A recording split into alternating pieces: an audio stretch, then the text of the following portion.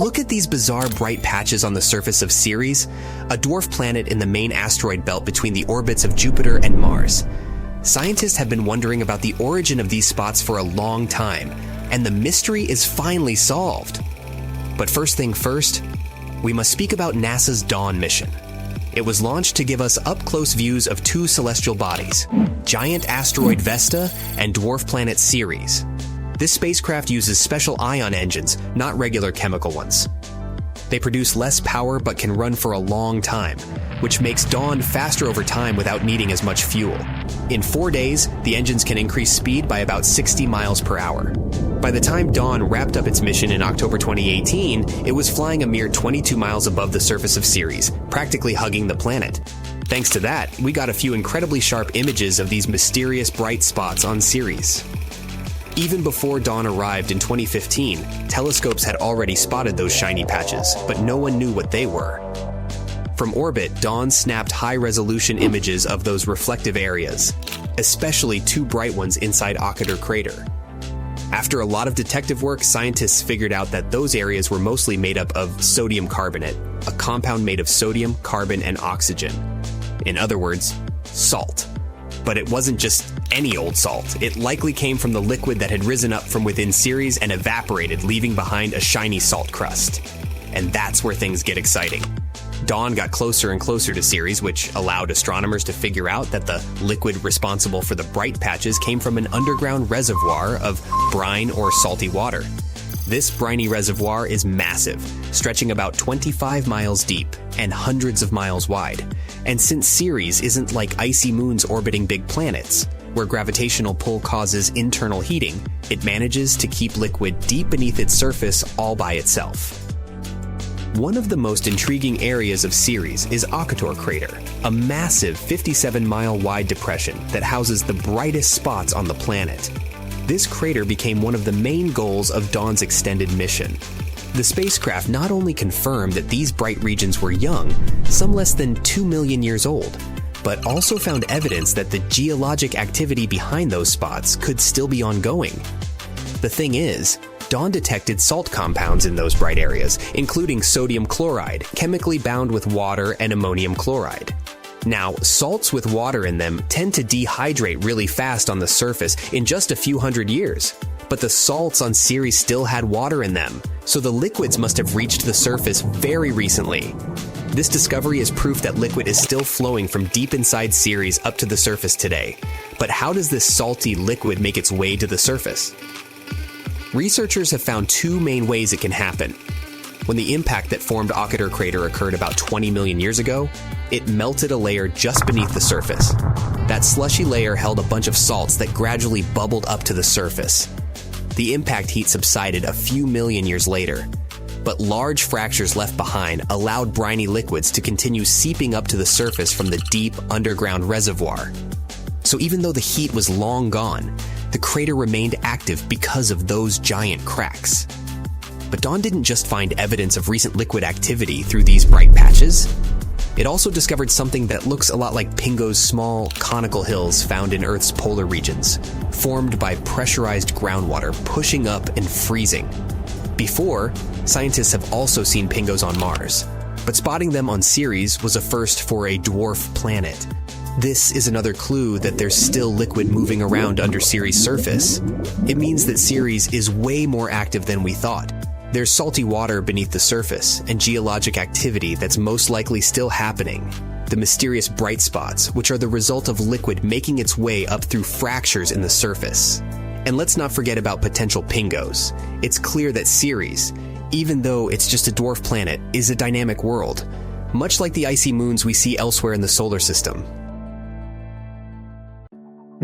It looks like a regular beach, but something sets off an alarm blaring in your head. The sand looks too red, the sun is too bright, the wind is all wrong, it's hard to breathe, and there's no water in the ocean. Well, panic not, it's normal, since you're on Mars. For the longest time, we've seen Mars as a dry, lifeless dust ball, a freezing desert where water exists only as ice or vapor. But new research suggests that billions of years ago, it was a totally different place. And instead of endless dust, it may have had something much more familiar to us, sunny, sandy beaches. Scientists from Penn State, UC Berkeley, and Guangzhou University studied radar data from China's Zhurong rover. It started to roll across Mars in 2021. While exploring the surface of the red planet, it found sloping rock formations that looked strikingly similar to the ones found on Earth's coastlines. Those are called foreshore deposits. They form when waves push sand onto a shoreline. But Zhurong wasn't just taking pretty pictures. It also had ground-penetrating radar, a tool that allowed it to scan deep below the Martian surface as it traveled 1.2 miles between May 2021 and May 2022. And it found something pretty wild.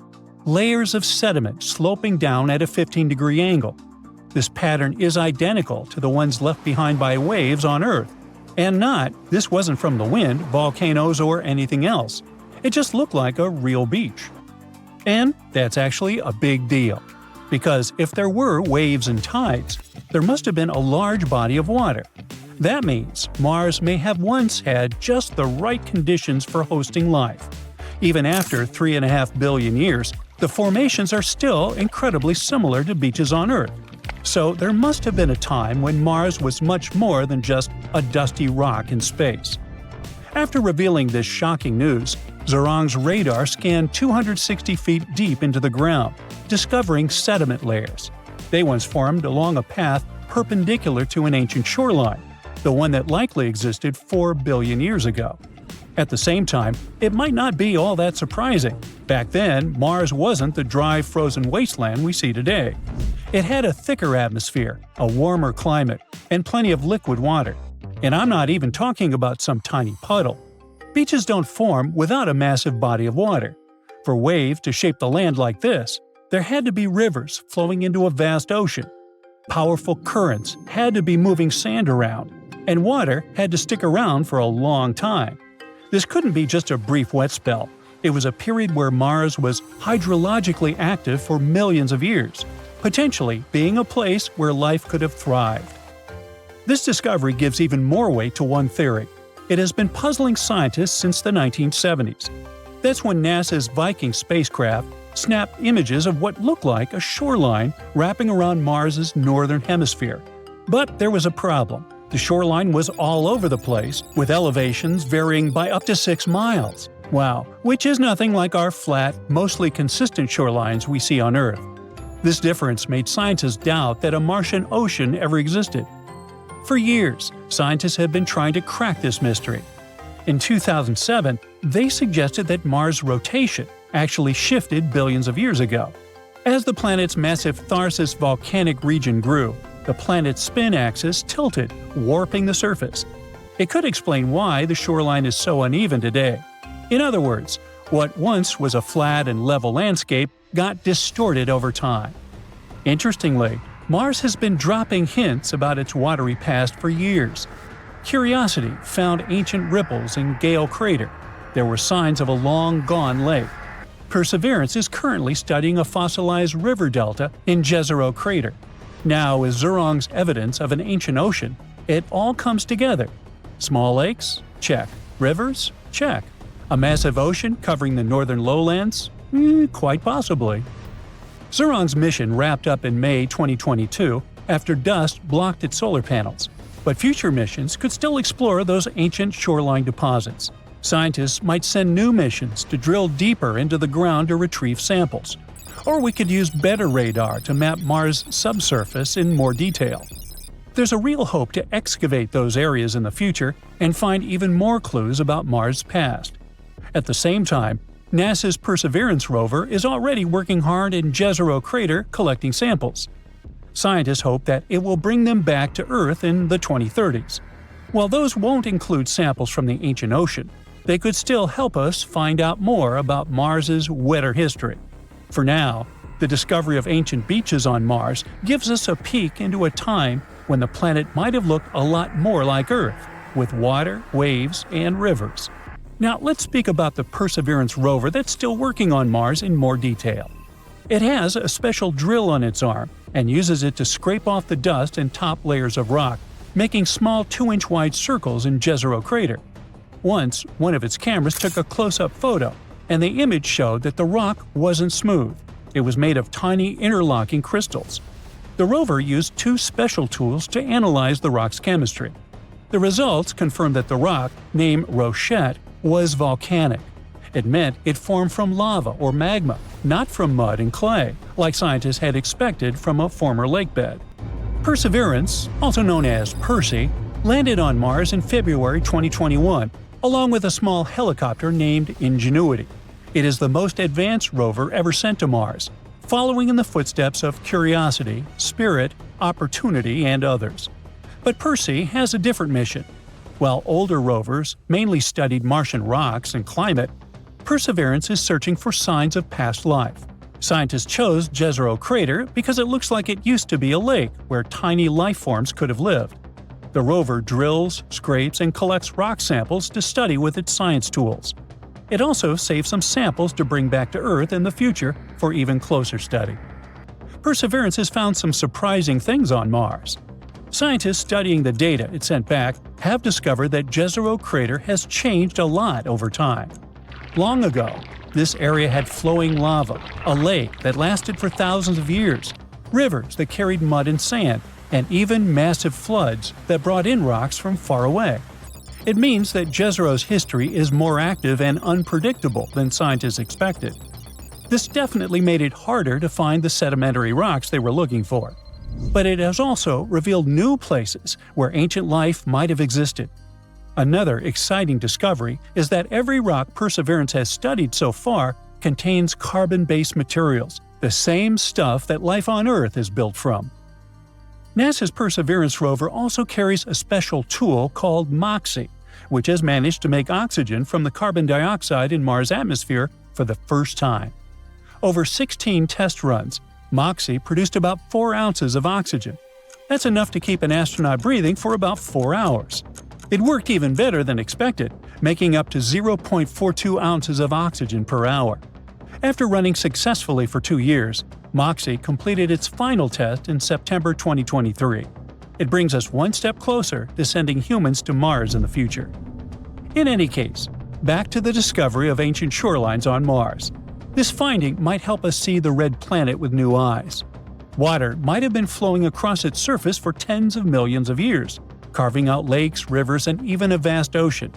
What else have we misunderstood? Did Martian dinos stroll across the vast green valleys of the planet? Or were those bizarre marine creatures the likes of which we can't even imagine? Well, we don't know yet, but one thing is very likely. Mars had an era of warmth, water, and maybe life. Now look at this fancy granite kitchen countertop. This one can also be available on the moon. I mean, there's no production whatsoever as of now, but there's enough raw materials for the kitchen of your dreams.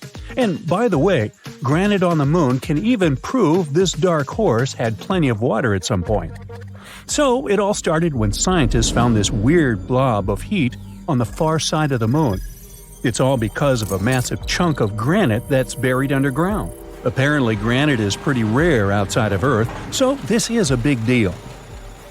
According to the researchers, there's this old volcano on the moon that hasn't erupted in like 3.5 billion years.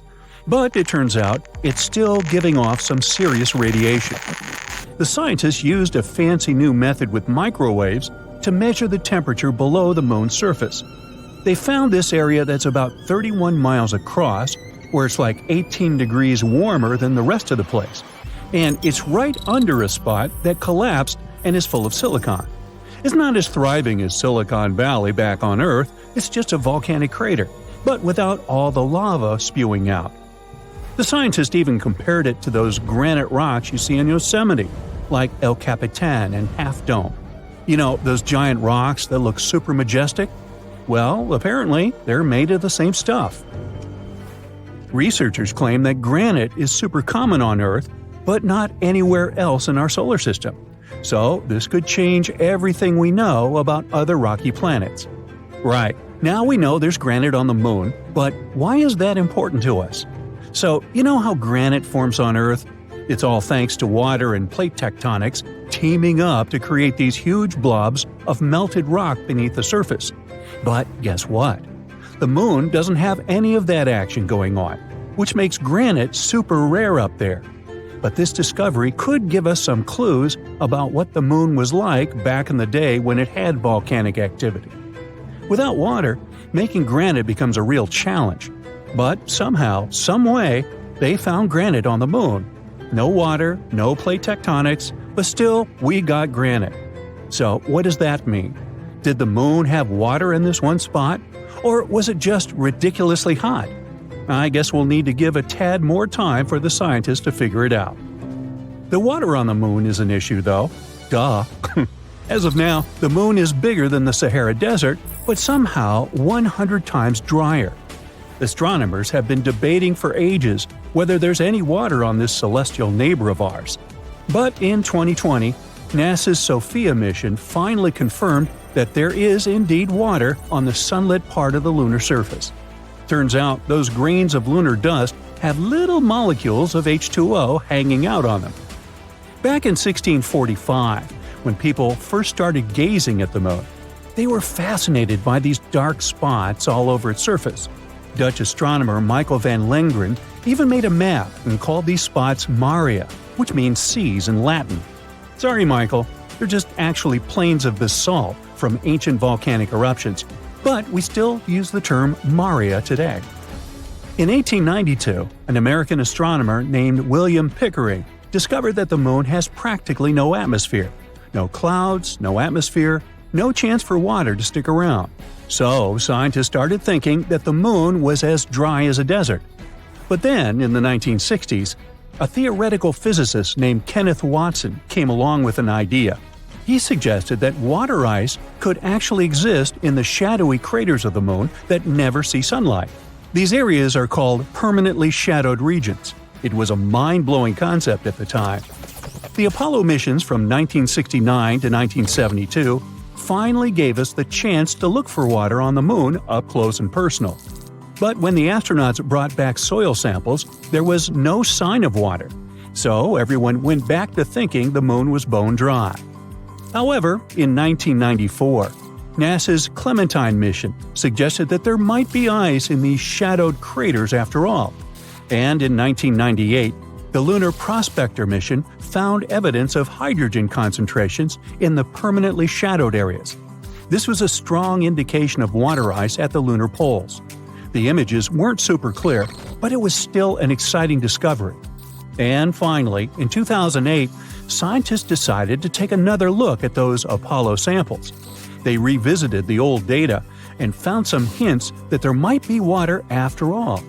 It was like finding buried treasure in your own backyard. As you can see, the moon is a pretty promising destination. It even has enough stuff to produce your food supplements – calcium, magnesium, you name it. Just kidding, it's not the best idea to munch on them to boost your diet. But there are a bunch of other applications they can be used for. Calcium is like the fourth most popular element hanging out in the lunar highlands. But here's the cool part. Pure calcium metal is actually super flexible and can conduct electricity like a boss when there's no oxygen around. Who knew, right? Anorthite is a rare gem here on Earth, but up on the moon, it's partly central for calcium. It can even help make those groovy silicon-based solar cells. To make them, you need some lunar silicon, iron, titanium oxide, and of course, our buddy calcium and aluminum. It's like a recipe for solar success up there in space. The moon even has precious metals like gold. In 2009, NASA was on a lunar mission and they found some gold in the lunar soil. They had a spacecraft right behind the rocket, equipped with a fancy spectrometer. Its job was to study all the debris that got released when the rocket crashed. And they found all sorts of chemicals, like carbon monoxide, carbon dioxide, ammonia, sodium, hydrogen, and even a little bit of mercury, gold, and silver. Hey, vampires beware. Now I know it's been quite a while since then, like 14 years to be exact, but measuring how much gold is actually there has been a real challenge. You see, it's hiding deep beneath the lunar regolith, making it tricky to get an accurate count. Yeah, metals are fun and lunar water may have existed, but what about food? Good news, everyone! Scientists are saying that plants can actually grow on the moon, but don't expect a luscious orchard. It'll be more like a moderate garden with just a couple of beds. Here's the scoop. A while back, those awesome Apollo astronauts collected samples of lunar surface material called regolith and brought them back to Earth. Fast forward 50 years, and NASA decided to use 3 of those samples to try growing plants for the very first time. They used dirt from under the lunar rover bumper to grow these plants. The team added water and seeds to the samples, giving each plant a gram of regolith. Then they placed them in a clean room and added nutrient solutions every day. And they succeeded. During that challenge, the brilliant minds dealt with small plants like mustard greens in the nutrient-poor lunar soil. Yeah, we'll have to export olive oil from Earth to dress it. So, plants can indeed grow in the moon's soil.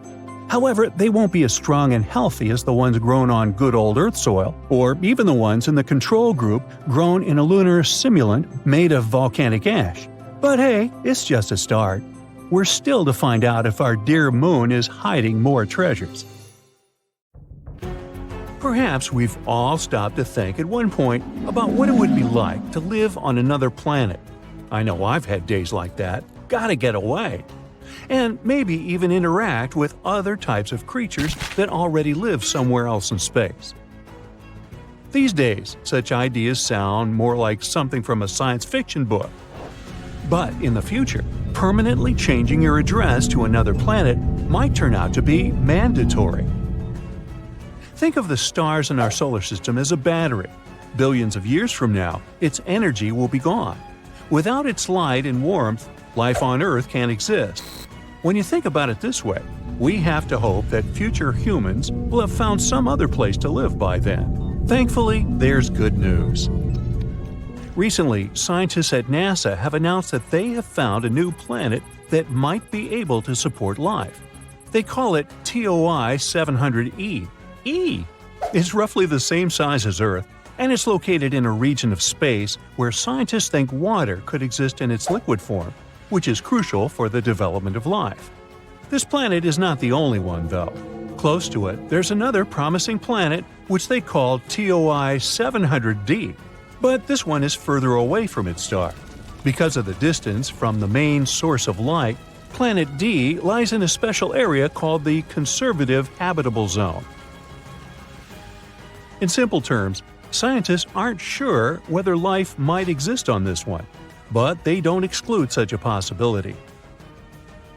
Planet E is in the optimistic zone, which means that it's possible that it has water and even an atmosphere. Hey, at least we have some options. The 2 planets are in a solar system that's only 100 light-years away from Earth, which is considered pretty close in space terms.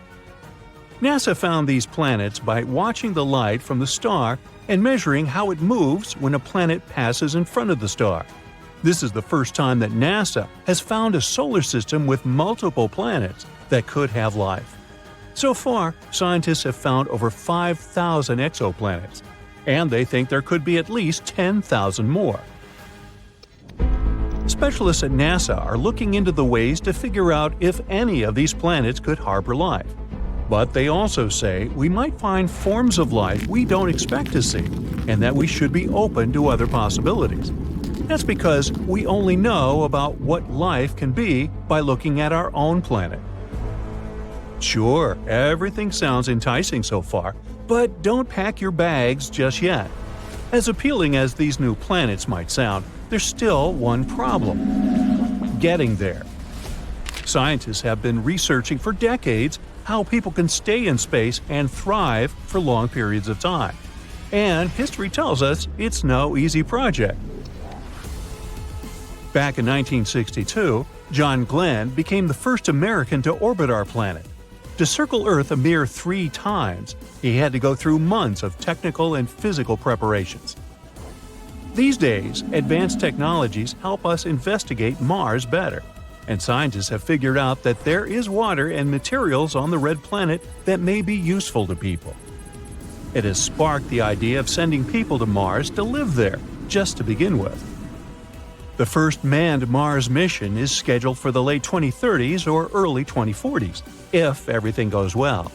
The plan is for this to be a round trip, but even if NASA manages to plan everything well, the round-trip journey will still take about 500 days. It all depends on Mars and Earth's positions in their orbits around the Sun.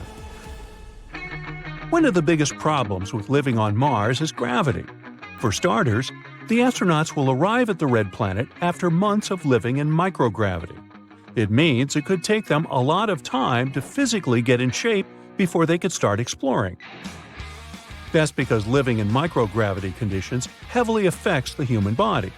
It might mean loss of bone and muscle mass, as well as a shift in the normal movement of body fluids, which tend to go upward. This can lead to pressure on the eyes and even problems with people's eyesight. But Mars is right here, in our own solar system. What about planets that are light years away? The answer is still up for debate. It may sound cool to travel really fast, like at the speed of light. So far, scientists believe it's not possible. Sure, we may have been able to create airplanes that travel faster than sound, supersonic aircraft, but it's not the same. There's quite a difference, actually. Light is about 1 million times faster than sound. Traveling at the speed of light would mean we could go from Earth to the Moon in 1 second, or from Los Angeles to New York in less than the blink of an eye. But what stops us, though? Some say it's energy. It may be possible to make something go really fast, but it'll take a whole lot of energy. In this case, engineers will need to find new ways to make things move in space. Right now, rockets use fuel that is similar to the gasoline you use in your car. But that's not very efficient when it comes to space travel. Other ways to push a spacecraft include using electric or magnetic forces. One promising idea is using a solar sail, which is like a large thin sheet of plastic that can be pushed through space by sunlight. Some spacecraft have already used solar sails, and scientists think they could go up to about 10% of the speed of light. If other planets in our solar system turn out to be inhospitable, and we can't invent spaceships that move fast enough, we might still have a choice. Secret Option C. It was first proposed by a scientist who wrote an interesting study about a special type of planet. It suggests that we might not need spaceships to move around and escape problems on our own planet. We could use planets that are not orbiting a star. They're called rogue planets. Ooh. Instead of gravitating toward a star, these lonesome space objects simply drift alone through space, doing their own thing. Think about it this way. Moving to Mars is like moving to an already furnished house. Regardless of how nice it would be, you would still have to adapt to it. You'd have to get used to how much light gets in through the windows every day, and to climbing up and down the stairs to get to the living room. Moving to a rogue planet means we'd start from scratch, building our own house from the ground up, perfectly adapted to our needs. Free-floating planets are usually seen as cold, dark, and not suitable for life. But if they have underground resources, they can be useful. They offer a constant surface gravity, a lot of space, and resources. They can also provide water and protection from space radiation. If we become an advanced enough civilization, we might be able to control the planet and even create new types of energy. So the next question would be where we could find such a rogue planet. It's hard to know how many of these there are in the universe, but scientists have found a bunch of them in one region of the Milky Way galaxy. Some rogue planets have been kicked out of their own solar systems because they were bad. No, not really. It was because of gravity, while others might have formed on their own. Either way, we don't want rogue planets to get too close either, at least not in the near future. The chances of a rogue planet entering our solar system are extremely low. But if it did, it could mess things up for us. Depending on its size, a rogue space object might divert other planets off of their course around the Sun, which could alter their exposure to light and warmth. And if it crashes into the Earth, well then that would be a bad thing too. Among all the planets of the solar system, our Earth is unique, since it's the only one that has developed life. But what if we got a competitor? What if a second Earth appeared out of nowhere? Then there would be two different scenarios. The first is the destruction of both planets. And the second has an unexpected but pretty logical ending. But let's start with the catastrophic scenario. The second Earth with the same conditions could only exist if it received absolutely the same amount of sunlight as our planet. The orbit that our Earth follows is perfect for getting the necessary amount of solar heat. If we were a little further away, the entire surface of our planet would resemble Antarctica. And if Earth were a little closer to the sun, we'd all live in a huge desert, inhabited by very few living beings. So, for the second Earth to be identical to ours, it would need to follow the orbit of our planet. Two massive objects can exist close to each other. The union of Earth and the Moon is a great example. But if the second object was as heavy and huge as our planet, there wouldn't be enough space for both of them. The gravity of two Earths would be a huge problem. The two worlds would collide because they would be pulled toward each other. This process would last for hundreds of millions of years. And in the end, the two planets would transform into one giant world.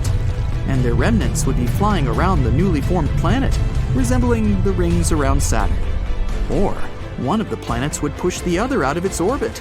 In this case, one of the Earths would hurtle toward the sun and burn like a match in its atmosphere. It's also important to remember that Earth is moving at a speed of 67,000 miles per hour at all times. This is more than 80 times faster than the speed of sound. And now, imagine two huge planets that are flying toward each other at such a speed. Even a microscopic organism living in the mouth of a volcano wouldn't stand a chance to survive the collision of two Earths. Even the Moon would be torn to pieces by the blast wave. But let's imagine that Earth's twin is following another orbit, somewhere between Mars and Earth. Even in this situation, people's lives would change forever. By the way, the theory that Earth might have a twin appeared long ago. Scientists of the past believed that the second planet could be hiding on the opposite side of the sun. Thanks to modern technologies in astronomy, we know this theory isn't true. Otherwise, our telescopes and other equipment would have already caught some signals from this planet. Scientists study space objects thousands of light years away from us, so they would definitely notice another world in the neighborhood. But anyway, let's imagine that the second Earth does exist, and we've discovered it recently. The entire field of astronomy and astrophysics will immediately receive hundreds of billions of dollars in funding. The study of Earth's twin will become a priority goal for people. Experts will put forward hundreds of hypotheses about what the second Earth looks like and what's happening there. The planet is almost at the same distance from the sun as we are. This means the weather must be the same there. Soon, scientists find out that Earth's doppelganger has liquid water and continents, but they aren't like ours. Their shapes and location are different. Most likely, life exists there too. But what is its origin? There's a hypothesis that life on our planet appeared thanks to amino acids brought here by a meteorite. It's highly improbable that the same thing happened to another world. Life most likely emerged there in a completely different way. Perhaps the fish didn't get out of the water on that planet, and the first intelligent creatures appeared in the ocean. These could be amphibians with scales and fins, or octopus-like monsters with huge tentacles. Fish on the second Earth could have come out of the water and grown limbs. But what if they didn't like walking on the ground? Then, this world might be inhabited by intelligent bird people. Or, life could have originated deep in the soil. Then evolution would create humanoid moles or highly developed worms. To find out for sure, scientists send a rover there. A similar mission to Mars was a success, so there shouldn't be any problems with this one. People on Earth are waiting. What will the rover find on the other side? It will take several years for the ship to get there. Strangely, 2 days after the launch, it returns. But wait, this is not our space probe! All this time, the inhabitants of the second Earth have been watching our planet too. At one point, they also sent a probe. It's made of the same materials as ours. It has a camera and a recording device. But people are worried because the rover looks similar to a mechanical spider. Can it be that giant tarantulas live in that world? Scientists understand that we need to communicate. We send our guests a radio signal with some information about our civilization. They catch this message and send their own. It contains strange symbols that resemble scratches. Linguists all over the world are trying to decipher it. Meanwhile, astronomers send the guests a recording of human speech. A few days later, our satellites catch a message from our space neighbors with their voices. Scientists are about to play the recording. The whole world is listening with bated breath, and it's a growl. A terrible and absolutely incomprehensible growl. It has pauses and an unusual rhythm, but it's nothing resembling human speech. The whole planet is panicking. All countries are preparing for an invasion. The most important thing now is to build shields to protect the planet. No one can decrypt the message. It's possible that our neighbors can't understand us either. People make a last attempt to establish some contact. We send a video to explain to our guests with the help of gestures and signs that we only want peace and collaboration. The answer doesn't take long to wait. Our satellite receives their video file. Scientists play back the recording, and it's shocking! We see dinosaurs in robotic suits! Life on the second Earth has been developing in the same way as on our planet. But the infamous colossal meteorite didn't fall there. Over millions of years of evolution, dinosaurs have become sentient. In the video, they're growling and pointing with their claws at the picture of our Earth. Then they start growling even more loudly, and is it laughter? The recording ends. People consider this the announcement of the invasion. Several years have passed. During this time, scientists have exchanged messages with dinosaurs several times, and it seems we're beginning to understand them. It turns out that the reptiles also want peace. They say that their planet was once inhabited by humanoids similar to humans, but a massive flood wiped them away. Dinosaurs managed to survive and evolve into intelligent beings. It will take many years before people set foot on their planet, and when this happens, humanity will feel relieved, realizing that we're not alone. But what if there was no intelligent life on the second Earth? People would also be happy. We would know that we'd always have another home. Perhaps we'd start exploring Earth's twin right away, or begin mining its resources to replenish ours. In any case, our lives wouldn't change immediately, because that land would be too far away from our planet. Dozens of generations would pass before people begin settling on the second Earth. Our homeland planet would be losing more and more resources, so everyone would want to move to a new world. In the beginning, only the richest would be able to do it, but with time, space travel would become cheaper. People would probably invest a lot of money to build a paradise on the second Earth. If this happened, we'd be visiting this world during our vacation to breathe fresh air and enjoy nature. In any case, the human population would grow. This means that sooner or later, the second Earth would become as loaded as the first one, and then people would start searching for a new home among the stars. By the way, if any life exists on a planet similar to ours, it's likely to look like octopuses. There's even a theory that octopuses came to Earth from some other world. Any animal has several evolutionary stages of development. For example, elephants and mammoths descended from one common ancestor 5 to 6 million years ago. Looking even further, almost all mammals evolved from one ancestor they shared with reptiles. Each species has been changing over millions of years. But not octopuses. They suddenly appeared on a family tree. From the point of view of evolution, squids would have to evolve into octopuses millions of years from now. But look, they're already here. Besides, octopuses are incredibly smart. Their genetic code is much more diverse than the human one. They may be visitors from another planet that is similar to ours. But of course, this is only a hypothesis. Have you heard about Planet 9? No, not Pluto. We're talking about something lurking on the outskirts of the solar system. A mysterious planet that exists in our solar system that we haven't yet discovered. We've been looking for it for years, but finally, it seems like scientists found a key to solve this mystery. Planet 9 is a hypothetical planet. Astronomers have been on the hunt for it for quite some time now. But it's so elusive that they've only been able to piece together a few details about its potential characteristics. One thing we do know is that Planet 9 has to be a massive world, possibly up to 10 times the mass of Earth. That's one big planet. It's also thought to be a distant wanderer, hanging out somewhere between Neptune and Pluto. Some scientists think that Planet 9 might actually be a mini Neptune with a thick, gaseous atmosphere and a rocky core. Others speculate that it could be an icy world with a solid, frozen surface and a thick layer of hydrogen and helium gas.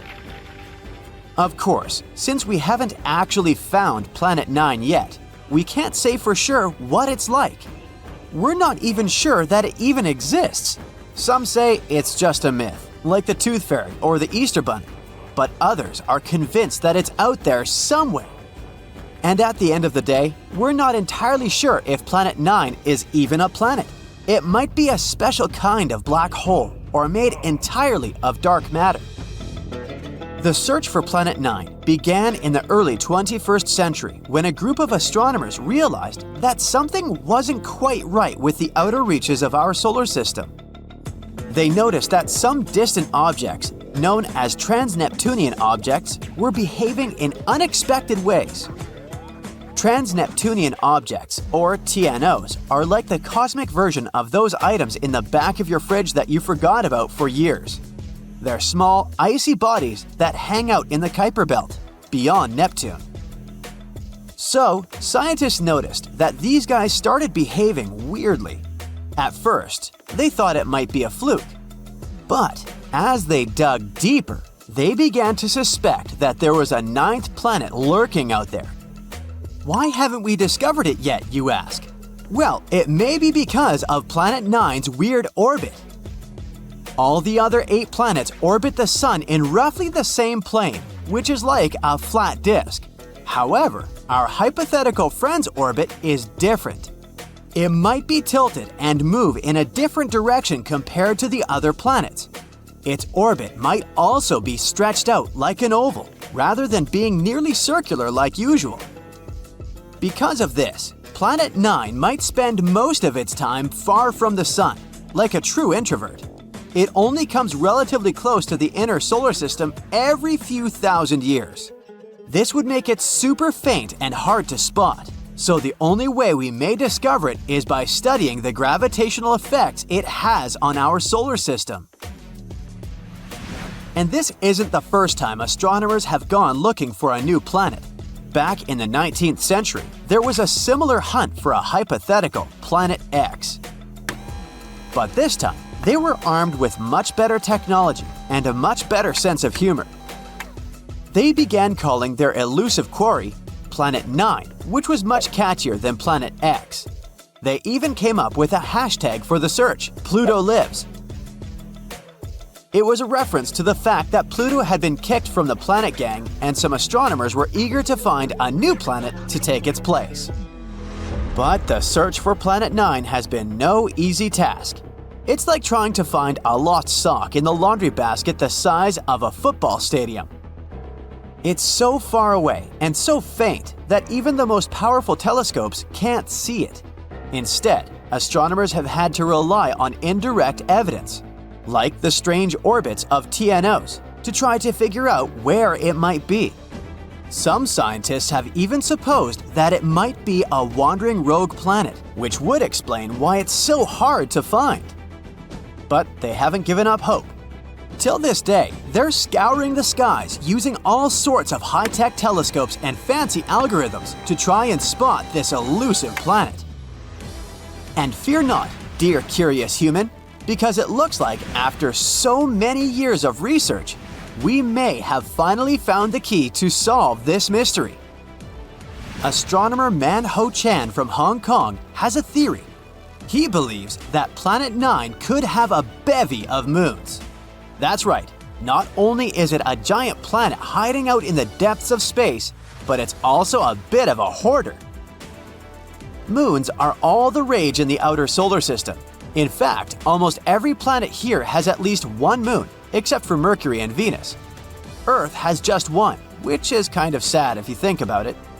Even non-planetary bodies like Pluto have at least a couple of moons. A bit unfair, isn't it? Anyway, taking this into account, let's go moon picking with Planet 9. The region between the rock-filled Kuiper Belt and the rock-filled Oort cloud, where this planet is predicted to be, should be ripe for the picking. Chan made some calculations and determined that it would be stranger if the elusive planet didn't have any satellites. According to his calculations, an object the mass of Planet 9 should capture at least 20 TNOs as large as almost 90 miles across. It's like our mysterious planet is playing cosmic Pokemon with these guys. So, what if Planet 9 has moons? Would that make any difference? Kinda, yes. They could give us some indirect clues to finally locate this mysterious planet. Now, you might be thinking, how in the cosmos can we possibly spot these teeny tiny moons? It's not like they're going to wave a giant flag or blast some Beyoncé tunes to get our attention. Well, apparently the key lies in something called tidal heating. Tidal heating might sound like a new workout trend, but it's a real scientific phenomenon. It happens when two celestial bodies are close together. You see, tides aren't just about the rise and fall of the ocean, they're also the result of gravity pulling unevenly on a planet or moon. When a planet and a moon are close enough to each other, their gravity pulls on each other, creating a bit of a football shape. And as these celestial bodies move around each other, they shift shape and generate friction inside, which produces heat. Wow, who knew that Planet 9 could have a workout routine? Perhaps we should start calling it Gym Planet instead. Anyway, if Planet 9 has any moons, the gravitational pull from these moons would cause it to change shape constantly, generating heat in the process. And we might be able to detect this mysterious planet through the heat produced by those moons, even though it gives off no other signals. Now, before you get too excited, finding them won't be a walk in the park. They're incredibly small and would be very far away from us. But hey, nothing worth discovering ever came easy, right? Scientists are optimistic that with the right technology, they can spot this telltale sign. It will be easier for us to spot them with fancy instruments like modern telescopes. Talk about cool friends to have, right? Sure, the process of finding it may be difficult and time-consuming, but the potential payoff is huge. Finding this planet could explain a lot of the strange behavior observed in TNOs, the Kuiper Belt, and beyond. As we've already mentioned, they've been acting super weird lately, tilting and aligning in suspicious ways. If this planet doesn't actually exist, we have yet to explain what is the reason for this strange behavior. In any case, the search for Planet 9 is one of the most exciting and intriguing quests in modern astronomy. It's like a cosmic scavenger hunt, and everyone's invited to join in on the fun. So, grab your telescopes and let's go planet hunting. Who knows, maybe we'll find it sooner than we think. You get the last instructions from the team and get into your spaceship. It's the first spacecraft made on Earth that can move at a speed close to the speed of light. Your task is to visit the most unusual and terrifying places in space and send scientists detailed information about them. And so, your journey begins. Your spacecraft is accelerating, and you dash past the moon. In the distance, you see a small reddish planet. It's Mars. And look at that spectacular giant surrounded by a set of rings. That's Saturn! You wish you could have more time to explore this gas giant, but you have to hurry. You pass by beautiful stars. Some of them are luminous, others have a reddish hue, and some seem to be dimming. That's Ceres, the brightest star in the night sky on Earth. It's about 8.6 light-years away from us, but you're traveling fast, and soon you see Polaris, aka the North Star, which is way further, 431 light-years away. Sometimes you manage to spot tiny dots circling these stars. Those are planets. And then, suddenly, you see nothing. At first, you're horrified. Something has gone wrong, and you've accidentally entered a black hole? Has your equipment malfunctioned? Because it seems that at a distance of 700 million light-years away from Earth, there's a hole. A blank void with no galaxies, stars, planets, or asteroids. You can't see anything. The void is a roughly spherical region of about 330 million light-years across. our home Milky Way galaxy could fit in there billions of times over. And then it dawns on you. What you're looking at is the mysterious Boötes Void. It lies about 700 million light-years away from Earth in the constellation of Boötes, the herdsman driving the plow around the North Pole. At first, this void was called the Great Nothing, but later it was given its current name. Now we know that galaxies look like a giant web. Most of them are parts of long structures called filaments. Those wind through the cosmos, and when they meet, they form regions with a high concentration of galaxies. These regions are what we know as galaxy clusters, but between these clusters and threads, there are ginormous empty voids that hardly contain any galaxies. Such voids actually make up almost 80% of the observable universe, and most of them are huge, from 30 to 300 million light-years wide. The Boötes Void is one of the most massive ones. It's even earned the title of supervoid. Astronomers think it might be the result of a few smaller voids merging together. But what could have caused such giant empty areas to appear in the first place? The reason might lie in the origin of the universe. In its early days, all the matter in the universe was packed together quite tightly. Astronomers even think it was something like a uniform soup. But pretty soon, random quantum fluctuations started distributing this matter. Some areas became denser. As a result, their gravitational pull became stronger, and they began stealing matter from less dense regions. This made such areas even denser, and they kept attracting more and more matter. At the same time, smaller clumps of matter started drifting further away from the center, forming galaxies. After staring at nothingness for some time, you decide to explore other space objects and start the engine of your spacecraft again. There's one kind of space formation you've been looking forward to seeing: nebulas. Those are gigantic clouds of gas and dust. With time, gravity starts to pull these clumps of dust and gas together. They grow larger and larger, and their gravity gets more powerful. Sounds familiar, doesn't it? One day, this mass becomes so big that it collapses under its own gravity and forms new stars. So, you decide to visit some of the most beautiful nebulas out there. And you start with the Butterfly Nebula. This butterfly's wingspan is more than 3 light-years. And the structure inside the nebula is one of the most complicated ever observed. The central star, a white dwarf, is heated to an incredible 450,000 degrees Fahrenheit. It means it was formed from a gargantuan star, likely more than 5 times the size of our Sun. The white dwarf is surrounded by a thick disk of dust and gas at the equator. That's what probably makes the whole structure look like an hourglass or a butterfly. The next place you decide to visit is the Eskimo Nebula, 5,000 light-years away from Earth in the constellation of Gemini. It was discovered more than 200 years ago and got its name for a reason. Its double shell formation looks like a person's face hidden in a padded hood of a winter jacket. But in reality, this parka is a disk of material with a ring of comet-shaped objects.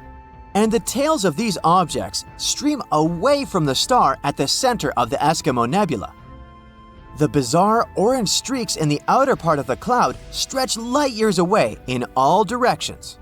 As for the Eskimo's face, even though it resembles a ball of twine, in reality, it's a bubble of material blown into space by the wind of high-speed material produced by the central star. Your next destination is the Ring Nebula. At first sight, it's a giant cloud of dust and gas surrounding an old, almost extinguished star, which does look like a ring. But astronomers say the nebula isn't a bagel, it's a jelly-filled donut. The deep space colorful object more than 2,000 light-years away from Earth is actually a ring that wraps around a blue, ball-shaped structure. Each end of the structure sticks out of the ring's opposite sides. Now you can head to a place called the Pillars of Creation. You find it more than 7,000 light-years away from Earth in the Eagle Nebula. That's a young cluster of stars, just 5.5 million years old, space babies. Once, the Hubble Space Telescope managed to take an image of several dark silhouettes near the nebula center. And now you can see them with your own eyes. Those are the so-called pillars of creation, an active star-forming region. And since you've already visited a star-forming region, why don't you drop by a living fossil galaxy? For example, DG-SAT-1. It's as big as the Milky Way, but it's nearly invisible because its stars are spread out incredibly thinly. But what makes the galaxy so unique is that it's sitting all alone, unlike other galaxies of this kind, which are usually found in clusters. It can mean that DG-SAT-1 was formed in a different era, probably a mere 1 billion years after the Big Bang. If it's true, the galaxy is a real living fossil. The next stop on your space sightseeing tour is the Black Widow Pulsar. Just like its spider namesake, this rotating neutron star is munching on its partner, a lightweight brown dwarf star. The more material the pulsar consumes, the more slowly it spins. The energy the neutron star is losing in the process causes the companion star to dwindle. Oh, look at this! That's a stellar nursery in the constellation of Centaurus. But even though this place might be called nursery, it's anything but peaceful or safe. This region, made up of hydrogen and newborn stars, is located in a nebula in the constellation of Centaurus, around 6,500 light-years away from Earth. The intense energy these baby stars emit makes hydrogen clouds glow ominous red. This energy is so powerful that it's eating away dark clouds of dust, and they're disappearing like lumps of butter on a hot frying pan. You're continuing your journey when you see something absolutely amazing, a cloud of water floating in space. To be more precise, it's a cloud of water vapor surrounding a supermassive black hole 12 billion light-years away from Earth. The cloud contains 140 trillion times the entire volume of water on our planet. Astronomers believe this water cloud appeared just 1.6 billion years later than the universe itself. Scientists were looking at a list of gas clouds when they saw something strange. 5 groups of blue stars that are not quite a galaxy and not a known type of star cluster either. These groups of stars are called blue blobs, and they're located in the Virgo galaxy cluster.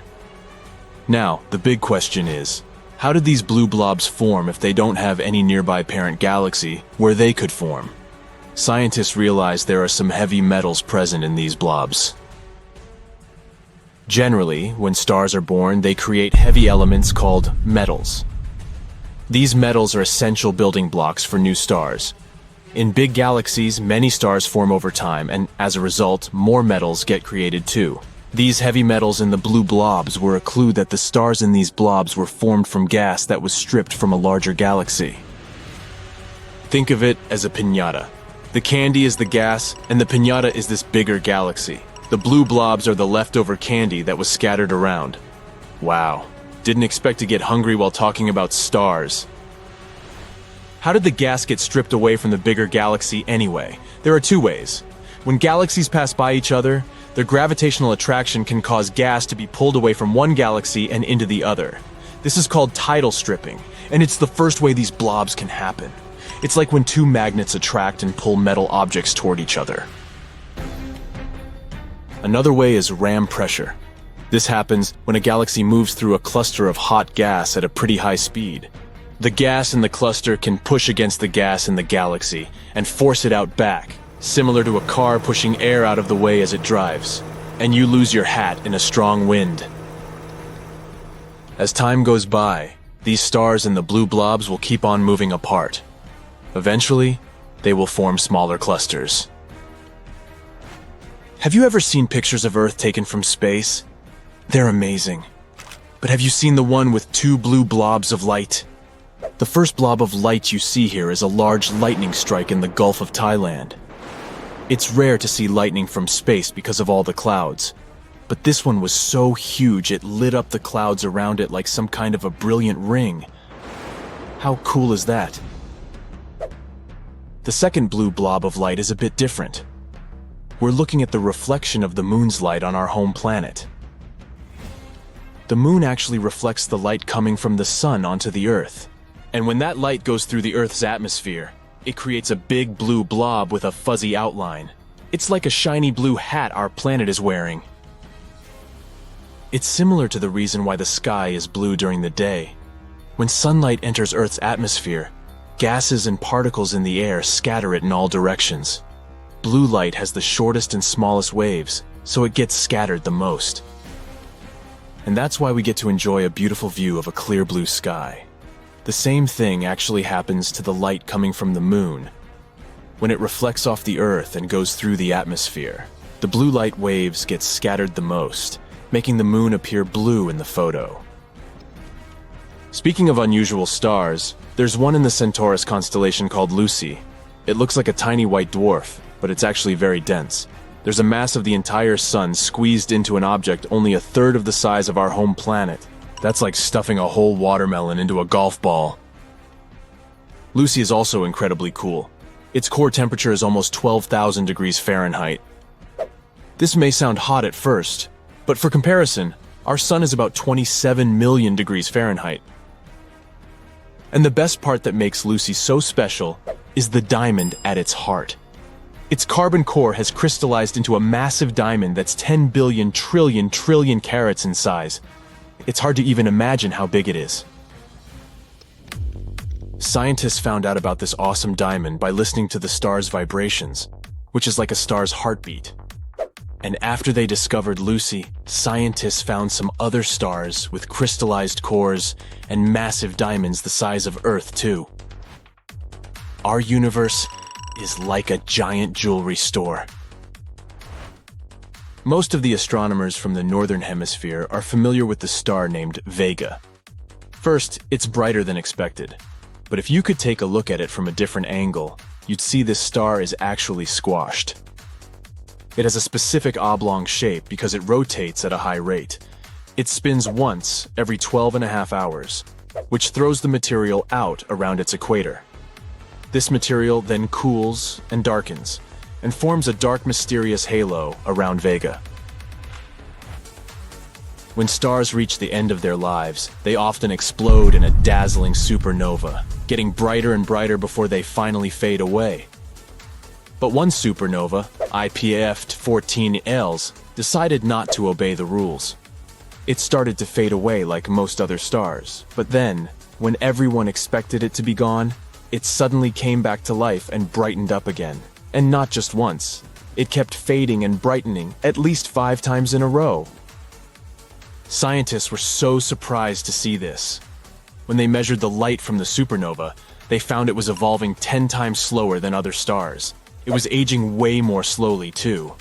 When it looked 60 days old, it was actually 600 days old. It could be even older, because scientists had recorded another supernova in the same spot almost 70 years ago. There are some theories as to how it could have happened. Maybe the supernova was bumping into some surrounding material and then making it glow. Or maybe it was a giant star that was shedding material all the time to prevent, or at least postpone, its own collapse. At first, it may seem like you're looking at a simple variable star here, my Camelopardalis. But when astronomers looked more closely, they realized it was a pair of stars. The two stars are moving around each other at really high speeds, and their atmospheres are starting to mix because they are so close. People believe this example is the start of a union between two stars. In the end, the two celestial bodies, which already weigh 32 and 38 solar masses each, will join together to make a gigantic one with more than 60 solar masses. Scientists have thought for a long time that this is how super big stars form. They've never really seen it happen. The universe is 13.8 billion years old. And from what we can see, one mysterious star, HD 1140283, could be 14.4 billion years old. Something's not right here. This star has all the chemical signs of a second-generation star, which is a star that formed from gas and dust after the first generation of stars exploded. This star, sometimes called Methuselah's star, is 190 light-years away. Its brightness, distance, and composition help us figure out how old it is. At least 13.2 billion years old. While the age of 14.4 billion years is probably put there as a potential range. Even if it's younger than the universe, or is it? It's still by far the oldest star near us. Let's not forget the one with a tail either. It's called Mira. Sometimes it's bright, and other times it's faint, making it a bit of a tricky one to spot in its constellation.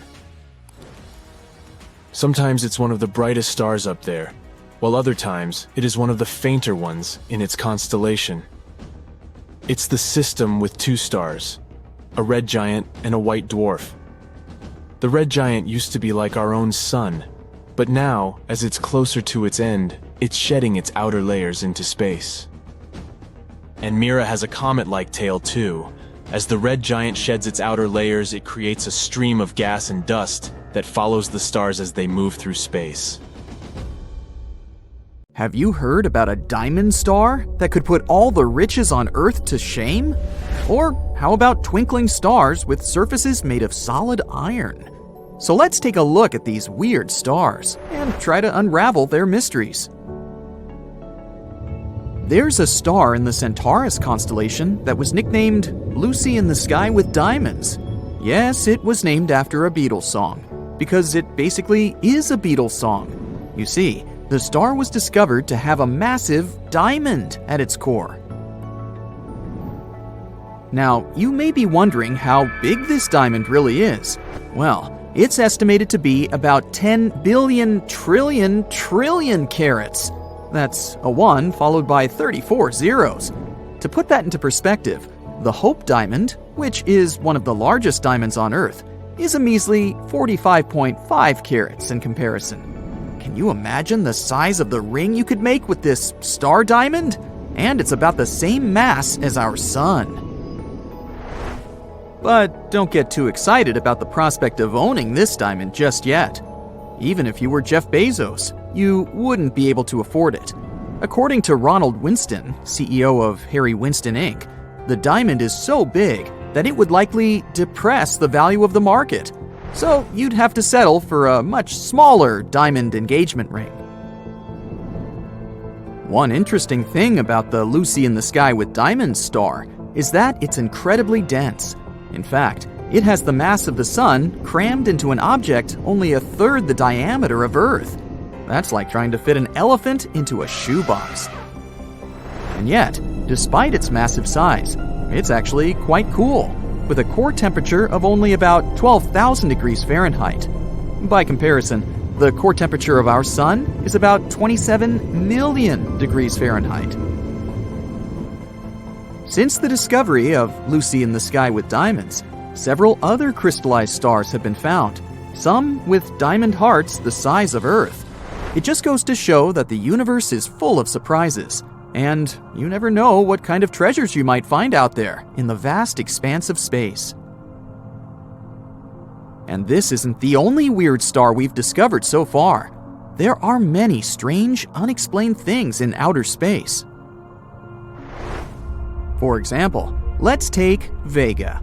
Vega, also known as Alpha Lyrae, is a bright star located in the constellation Lyra. It's one of the brightest stars in the night sky and is easily visible to the naked eye from most parts of the world. Now, Vega may look like a beautiful, bright star to us Northern Hemisphere folks, but little do we know, it's hiding a secret. It's actually quite squashed. You see, Vega's high spin rate causes it to bulge at the equator, kind of like a cosmic belly. It rotates once every 12.5 hours, which is pretty fast for a star, and it throws material out around its waistline. It's almost like the star is hula hooping. This material is further from the center of the star, so it experiences less gravity, causing it to cool and darken, leading to a gravity darkening effect. So Vega is basically a cosmic fitness guru's worst nightmare. Although for us stargazers, it still looks round because we're looking at it from Earth's pole end. However, if we saw it from a different angle, we'd get a very different view. One that might make us wonder if Vega has been sneaking some cosmic donuts behind our backs. But while we might joke about its equatorial waistline, there's no denying that Vega is still one of the brightest and most fascinating stars in our galaxy. But if you want something actually bright, then how about a supernova? Supernovas are giant space booms that occur when stars reach the end of their life cycle. It's like the grand finale of a fireworks show, but on a cosmic scale. They release more energy in a few seconds than our sun will produce in its entire lifetime. And this is exactly what happened to the next star of our show. This celestial object with a weird name, IPFT 14HLS. But there's a catch. It isn't your average supernova. Even though this star made a blast in 2014 and started to fade away like usual, recently it made an unexpected comeback and brightened once more. Talk about a dramatic entrance. And if that wasn't enough, this thing continued to fade and brighten at least 5 times in total, which is a bit like a yo-yo. It's like the star just couldn't make up its mind about whether it wanted to stay bright or fade away into the abyss. Also, when scientists measured the supernova's spectrum, they found that it was evolving 10 times slower than other stars. Maybe it's a supernova that just wants to enjoy its golden years. All in all, this object is a real mystery. But this is not the only star suffering from the 2-in-1 syndrome. At first glance, MY Camelopardalis appears to be a fairly common star, but after a closer look, astronomers concluded it was actually 2 stars in one.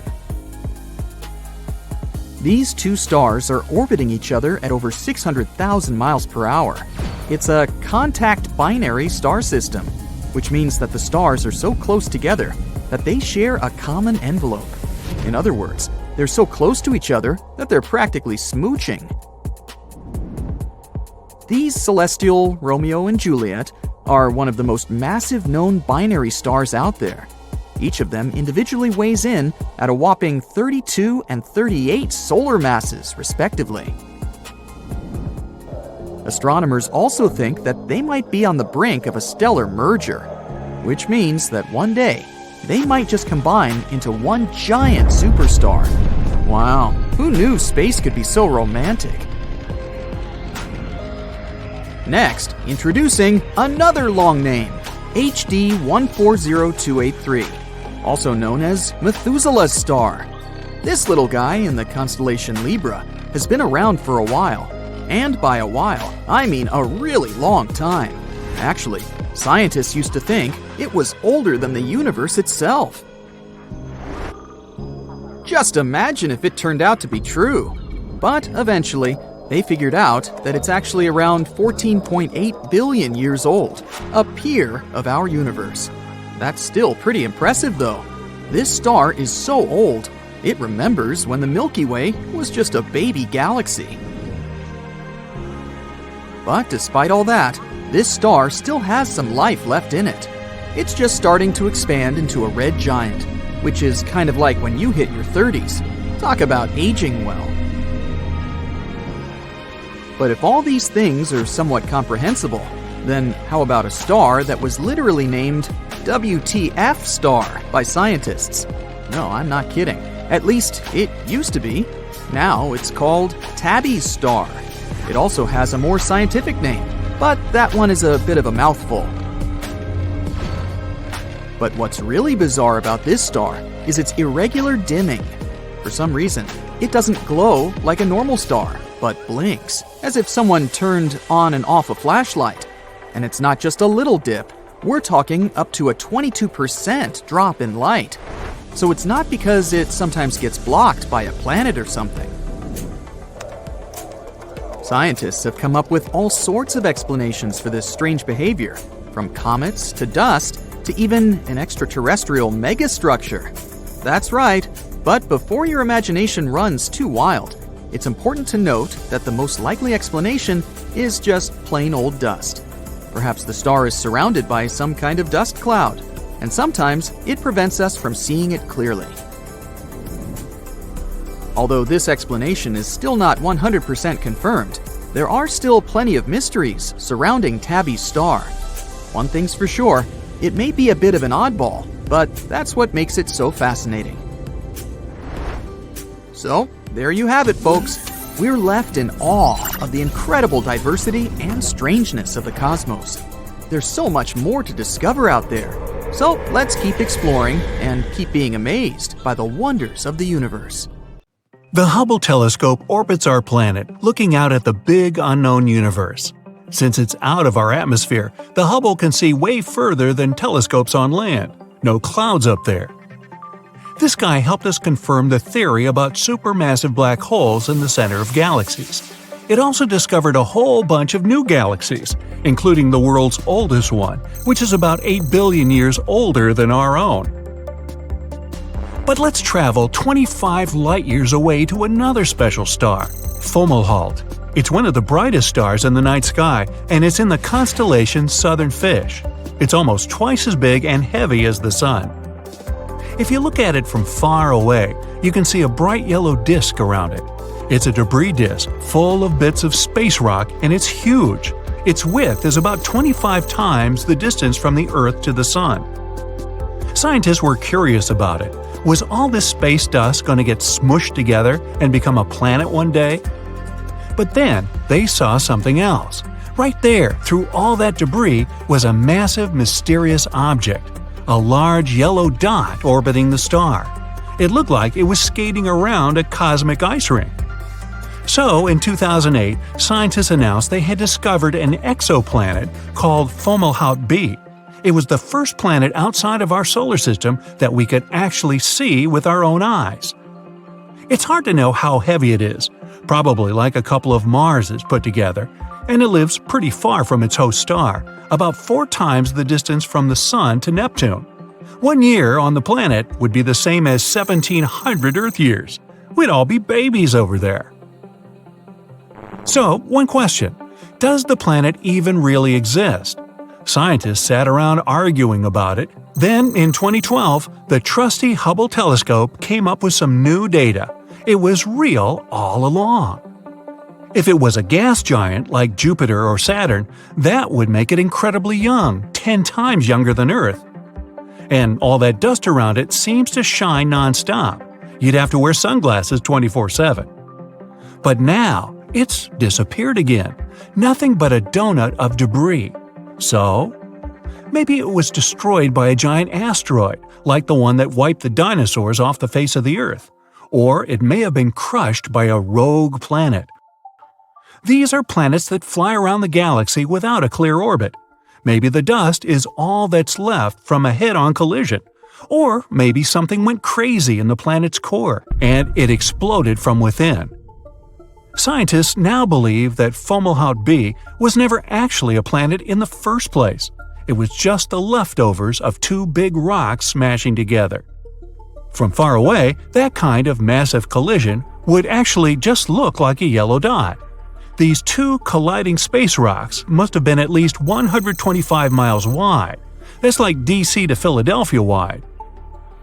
But this isn't the first time a planet's just up and disappeared from view.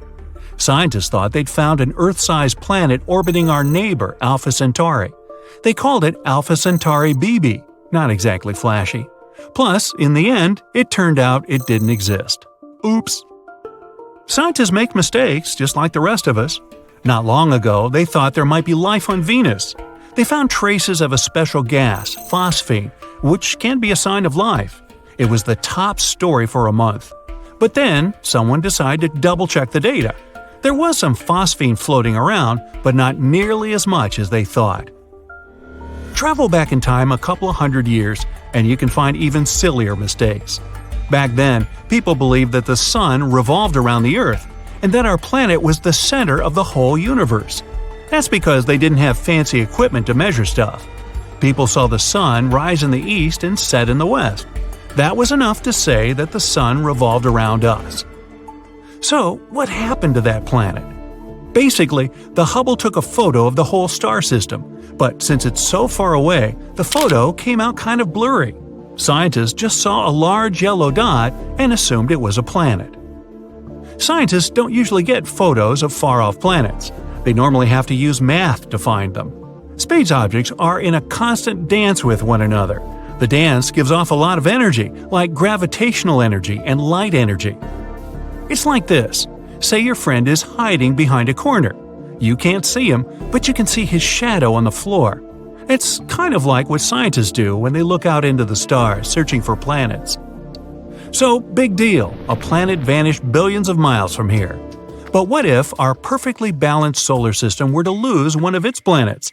You better believe it would affect our lives. Mercury's up first. Good news, it's too small to have a gravitational effect on our planet, so we wouldn't even notice if it went missing. Next in line is Venus. This hot planet is sometimes called Earth's twin sister. It's completely uninhabited, of course. Other than that, Venus is one of the brightest spots in our night sky. Pull it out of the solar system and whoa, it's much darker at night. But still, not exactly a big deal. Mars. Life without Mars might even be good for the Earth. There's an asteroid belt between Mars and Jupiter. Mars's gravity can grab an asteroid from the belt, spin it around, and catapult it toward us. Without Mars, the asteroids would stay in place thanks to Jupiter's gravity. Jupiter's heavier than all the planets in our solar system combined. It holds back the asteroid belt, and its gravity is actually strong enough to affect the Earth. A couple of thousand years after it disappears, we'd notice big changes. We'd move closer to the Sun, which means a couple of things. 1. We'd have much hotter weather all year round, and 2. Our days, weeks, and years would be shorter. Saturn, Uranus, and Neptune are all too far away for us to notice if they go missing. That just leaves one. No, not Pluto. What if the Moon disappeared? Basically, chaos. The Earth would tilt even more than it already does, and the weather worldwide would go crazy, even crazier than now. It might even lead to a new ice age. The Earth would start spinning a lot faster, so instead of 24 hours in a day, we might have anywhere between 6 to 12. And even though nights would be a whole lot shorter, they'd also be darker than ever. When we see the moon, we're actually seeing the sun reflecting its light off the moon. And even a new moon is usually the brightest object in the night sky. If the sun were to disappear from our sky, it would be pretty much game over. This star is the center of our whole solar system. Without it, the orbits of all the planets would collapse, and we'd move around in complete chaos. The Earth, the Moon, and all the other neighboring planets would just shoot out into the universe, heading for, well, we just don't know. Daytime would be a thing of the past. We'd need the sun for that. So it would be nighttime forever. We'd probably never see the moon again. We'd probably never see anything again. The Earth would get colder and colder, and all the water on the planet would gradually freeze. But what if the sun turned into a black hole? We might still orbit around it. Hopefully we're far enough away from it to stay safe. Mercury and Venus might be swallowed up, but we might get lucky. So we'd stay where we are, but we wouldn't have the sun to warm us. If it happened slowly enough, we might be able to adapt. We'd need a new power source, a new light source, and plants would have to adapt to get their energy from somewhere else. We'd probably need to build a huge tent-like thing over every city, forest, ocean, or we might just jump ship and move to another planet. Space. The final frontier. It's a vast and mysterious expanse that has fascinated us for centuries. But as much as we've learned about it, there are still plenty of things that we've been lied to about when it comes to space. Let's take a look at some of the biggest lies we've been told about this topic. First off, we have the idea that space is just this pristine, untouched wilderness. But that's not exactly true. We've been littering space with our debris for decades. Everything from old satellites to rocket parts. In fact, there are over 20,000 pieces of debris orbiting Earth right now, and they're causing all sorts of problems for future space missions. So if you're planning on visiting space anytime soon, Watch where you go. You never know what kind of garbage might be floating around. Did you know that the sun is not actually yellow? It's green. Well, kind of.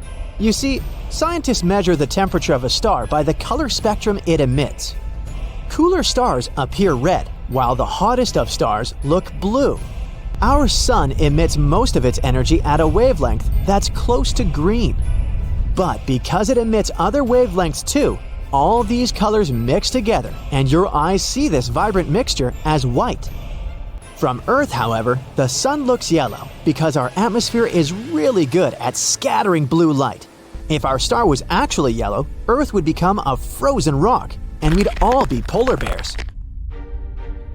Plus, the sun isn't on fire for real. It's a big ball of gas, mostly made of hydrogen and helium, and it works more like a gigantic nuclear reactor, constantly fusing hydrogen atoms to create helium inside its core. This process releases enormous amounts of energy. That's why the sun is so hot. Oh, and speaking of setting things on fire, explosions in space aren't real. Sorry, Star Wars fans, a spaceship can't go down in a violent blast because there is no air out there in space. No air means no oxygen, and no oxygen means no fire. Now, you might also think that there are too many stars in the night sky for you to count, but in fact, you can do that. According to the Yale Bright Star Catalog, there are 9,110 stars that you can see from Earth with the unaided eye. So, technically, you can count them, but I wouldn't be surprised if you lost count. And if you're worried about flying through an asteroid belt, don't be. Although it does have trillions of space rocks that range in size from space dust to a quarter of the size of the Moon, they're very spread out. The asteroid belt between Mars and Jupiter is 140 million miles across, which is 1.5 times the distance between Earth and the Sun. This spreads space rocks thousands of miles apart, making it almost impossible for a spacecraft to collide with one. You'll instantly freeze in space without a suit. Nope, you won't turn into a popsicle right away. It's going to take a bit longer than that because heat and cold don't really move very quickly in the vacuum of space. But unfortunately for you, there's a bigger problem at hand. You won't be able to breathe. After just 15 seconds, your brain won't be getting enough oxygen from your blood, and you'll pass out. And then after just 2 minutes, it's curtains for the rest of your organs. So, in short, if you find yourself playing astronaut without a spacesuit, it's game over pretty quickly. Did you know that space doesn't have any temperature at all? That's because the temperature is defined by the speed at which particles move and the amount of energy they have. In the true vacuum of space, there are no particles to move around, making it temperatureless. Of course, some parts of space are really hot, like areas around stars. But the further away you get from stars, the more spread out particles are, making those areas of space pretty chilly. Number 9 is our planet's shape. No, it's not flat, but it's not a perfect sphere either. Yeah, it bulges at the equator because of our planet's wild spin. It's like Earth is doing its own little dance. And because of this bulging, launching spaceships from the equator is much easier than from the poles.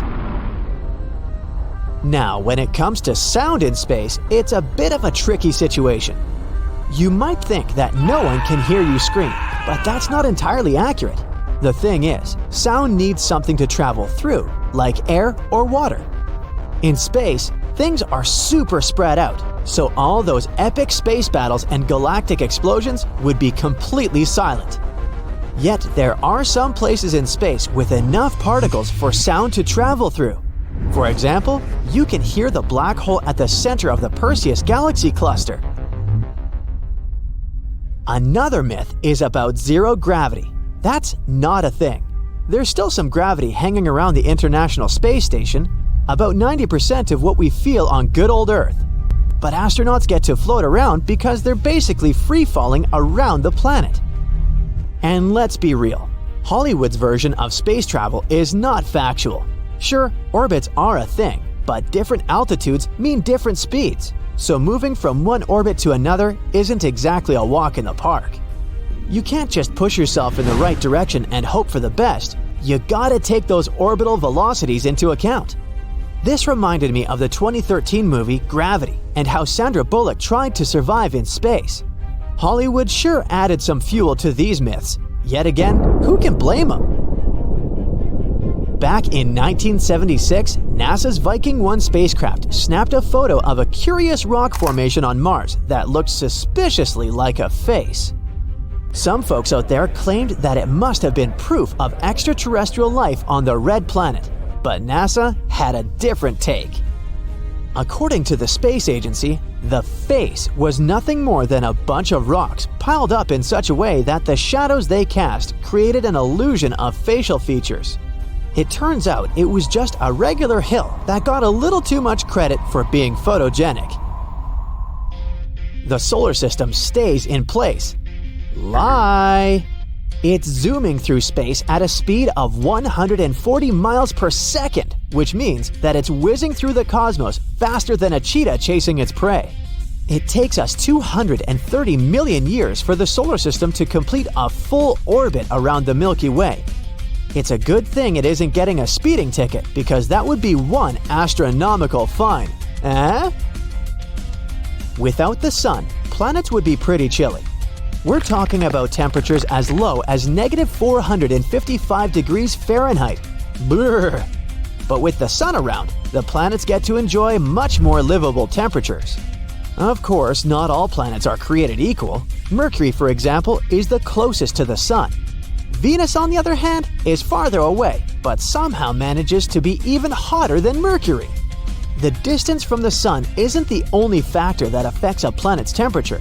Other things like the planet's size and reflectivity also come into play.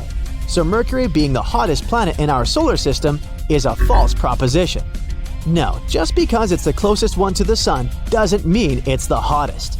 Even though we've been deceived in some ways, that doesn't make space any less amazing. It's still a vast, beautiful, and utterly fascinating part of our universe. And there's still so much we have yet to discover.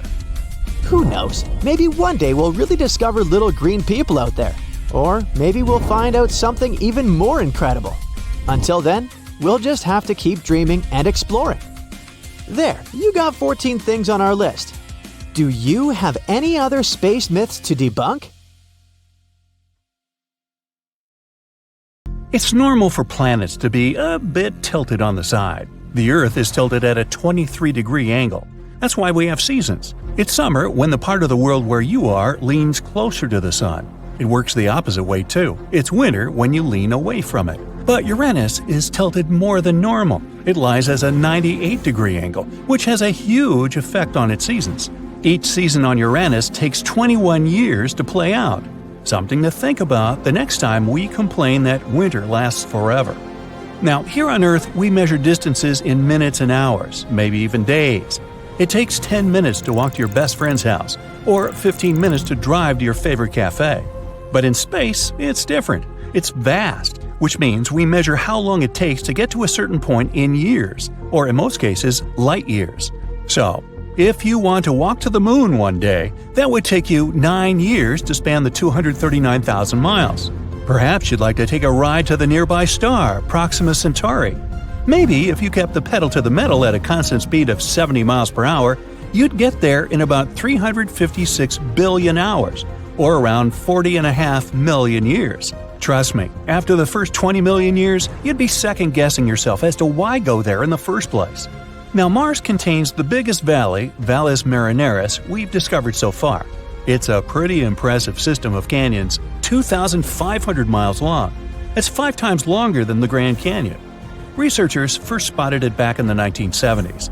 A bank of volcanoes located on the other side of the canyon ridge probably helped form this valley. We haven't discovered a planet completely made of diamonds yet, but on some planets, it actually rains diamonds. On Jupiter and Saturn, gas giants of our solar system, lightning storms turn abundant methane into soot, which we also know as carbon. The soot falls and transforms into graphite. Further graphite transforms into diamonds with a diameter of about 0.4 inches. Now, before you start figuring out how to book a diamond collecting field trip, know that these diamonds don't last. After they enter the planet's core, they melt. Ever notice how when you're stargazing 2 nights in a row in the same time, let's say 9 p.m., the stars stay in the same place, but the moon doesn't? Well, there are 2 reasons for that. First, it depends on what time you go stargazing. For instance, if you go outside at 8 p.m. and tomorrow you look for it at 11 p.m., you'll see the moon in 2 pretty different places. In this case, even the stars take different places in the sky since our planet is spinning. As you know, it takes 24 hours for it to make one full circle. That means, from our point of view, it seems like both the sky and everything up there is just moving around us one time per 24 hours. In the same way, the sun changes its position, rising and setting every day. So, if you went outside 2 nights in a row at the same hour, in most cases, you'll have to wait for an extra half hour or more until the moon gets back to the same position as the night before. The stars are pretty much standing still. It seems like they're moving, but that's because the Earth is spinning. But the moon is actually moving around our planet and goes through different phases.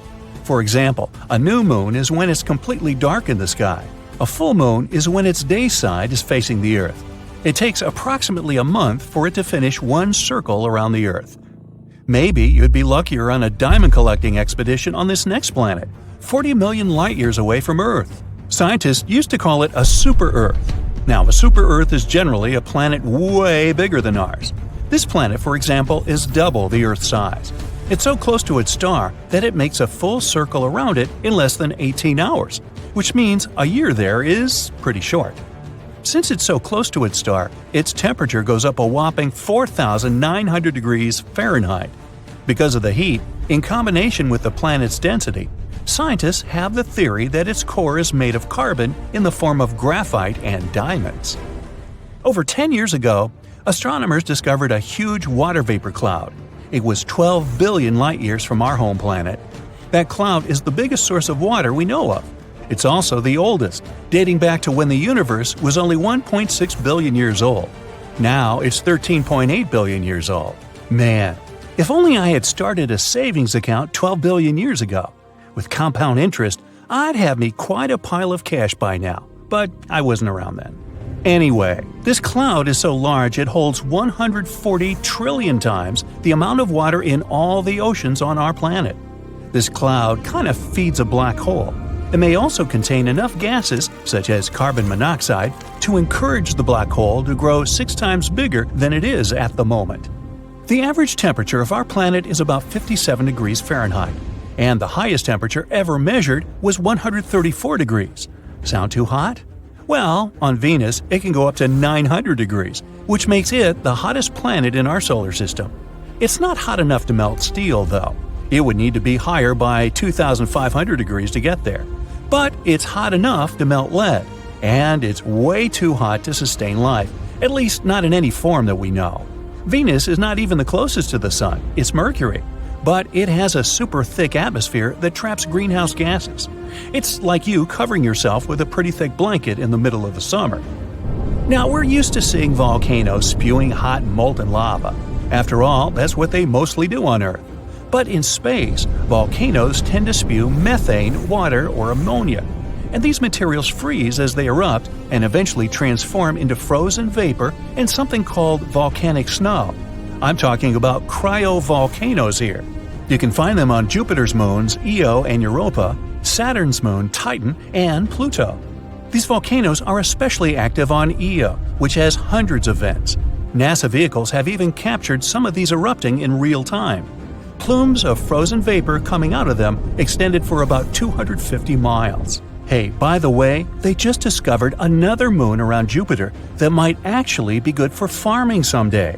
It's named EIEIO. Now, what exactly happens to the light after it disappears inside of a black hole? Well, photon is a particle of light. The event horizon is the boundary of a black hole. When something, say a photon, crosses the line and enters those boundaries, it can't escape anymore. But it doesn't mean a black hole destroyed it. It pulls the photon in rapidly towards its center, where an enormous mass is packed into an infinitely small space. But we're not sure what happens to photons in such extreme conditions. It's still one of the biggest mysteries. Does a black hole destroy the light or not? Saturn has 82 moons we know about, 53 confirmed and 29 more that are still on the waiting list to be confirmed as actual moons before they get their official names. And one of the coolest moons might be a 914-mile-wide hunk of rock called Iapetus. It's dark on one side and bright on the other.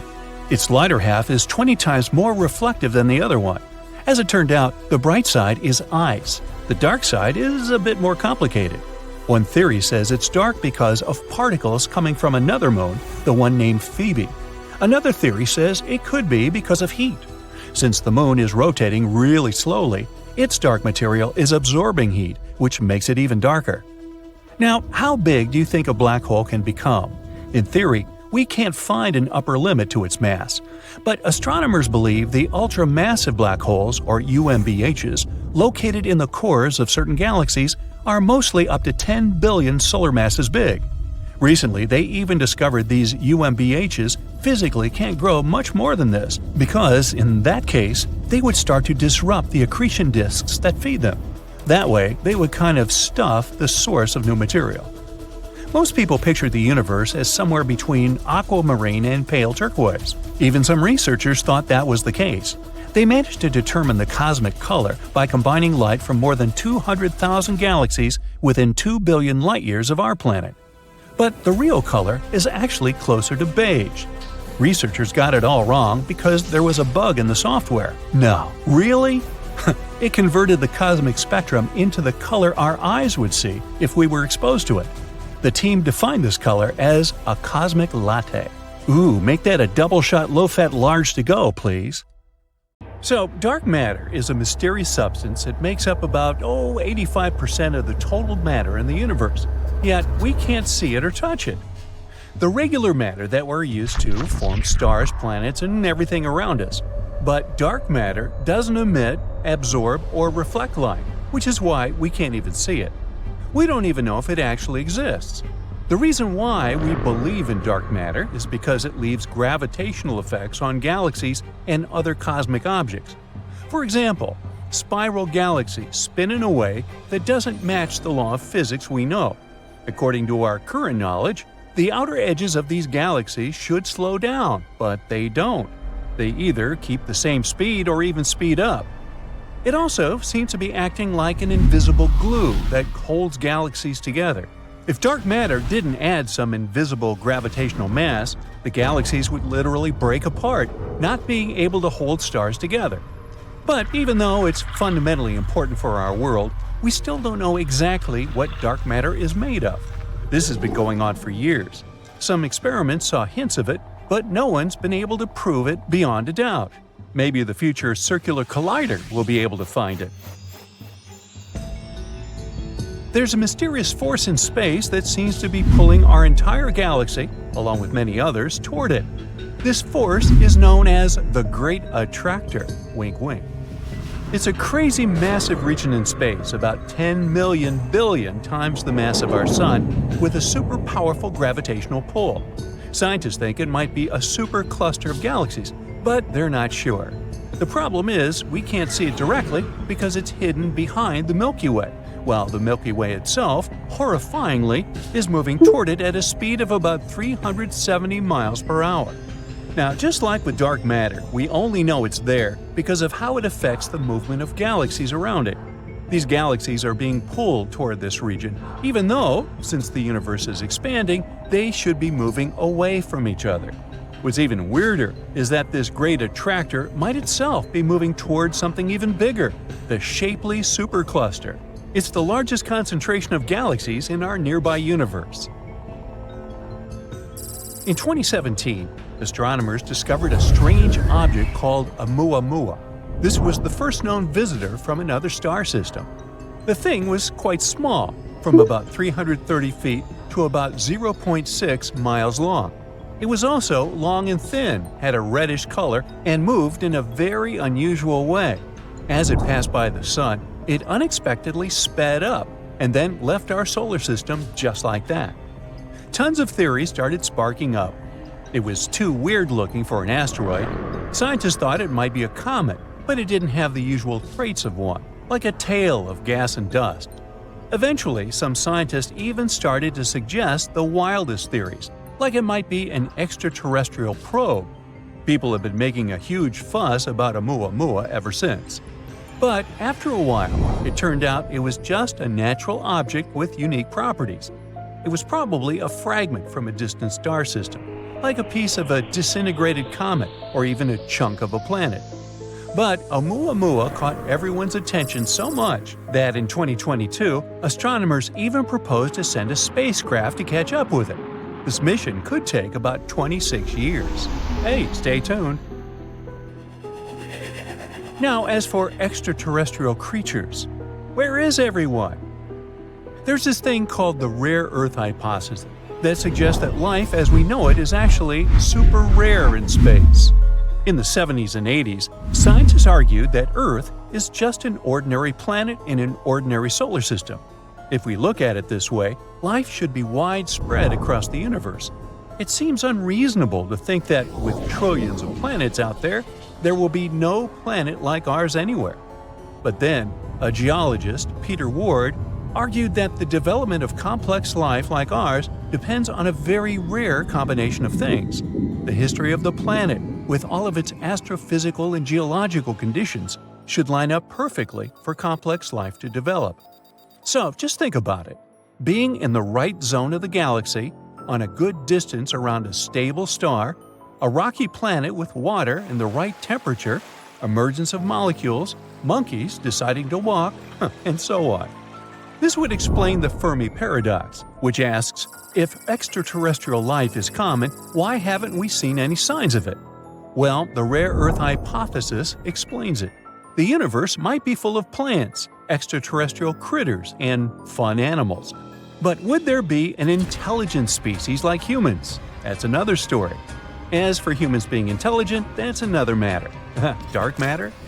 And even if they do exist, we could be incredibly far away from each other. That would make communication or contact with other intelligent species very unlikely. Now, there's another similar theory called the Great Filter. This idea says that there might be a big obstacle somewhere along the path from microbes to advanced civilizations. It was the idea of the economist Robin Hanson.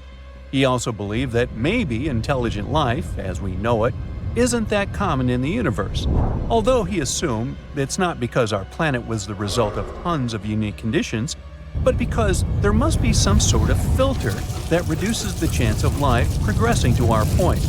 Who knows where this filter is? It might be in the stage of early microbes, which means that we managed to get through it or somehow ahead in the future, which means we might go extinct like many other species before us.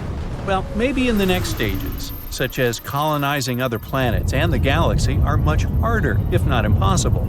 Something unexpected might come up, potential catastrophes, resource exhaustion, or other challenges. Now, there's this thing called a pulsar. It's a weird type of star that sends out regular bursts of radio waves, like a flickering space lighthouse. You see, in space you often find a pulsar and a smaller companion star that rotates around it. But one day, scientists discovered this system, which was also surrounded by tons of some energetic material. They suddenly realized that these are probably the remains of another companion star, which was very big in size. But the pulsar was blasting out powerful radiation and particles, slowly consuming its companion. This is kind of like how a black widow spider eats its mate, hence the name. Since then, they've found other similar systems. They've grouped them all into one spider family. There are also redback pulsars, which destroy slightly larger companions, and huntsman pulsars, which have companions that are massive enough to resist being completely destroyed. Even though so many safety measures are taken, space is still an unpredictable place where we don't have as much power as we'd like to. Back in 1973, during a spacewalk on the Skylab space station, 2 astronauts were in a very risky situation. They were out in space fixing things, but they didn't have the same handy jetpacks like astronauts do today. They could only rely on safety tethers. Suddenly, the solar arrays they were working on moved unexpectedly and pushed them out of their position, almost sending them drifting off into space. Thankfully, the safety ropes did their job. Strong, resistant to heat, and attached to astronauts' waists, these tethers can hold a weight of about 881 pounds. This accident happened before SAFER came into use. It's easy to understand why accidents at work are way scarier up there than some regular 9-to-5 job on Earth. But that's why you have more training and special equipment to keep you safe. First, astronauts are always attached to the spacecraft with tethers, so they don't float away like a helium balloon. It may seem like a spacewalk is such a big deal that the ISS needs to stop when the astronauts are out there doing their thing, but it's not like that. If the ISS were ever to stop, it would fall straight down to our planet. So, once an astronaut is in a stable orbit, they stay in that orbit, unless some new force acts out. The first spacewalk wasn't as simple as those done later. It was performed in 1965, and it lasted 12 minutes. 2 men set out on a mission. One of them was supposed to float in space for a while taking pictures. But things went wrong. His spacesuit expanded too much, making it hard to move. He started to feel overheated, so he had to let some oxygen out of his suit, which was very risky. He could run out of air or get sick like a deep-sea diver.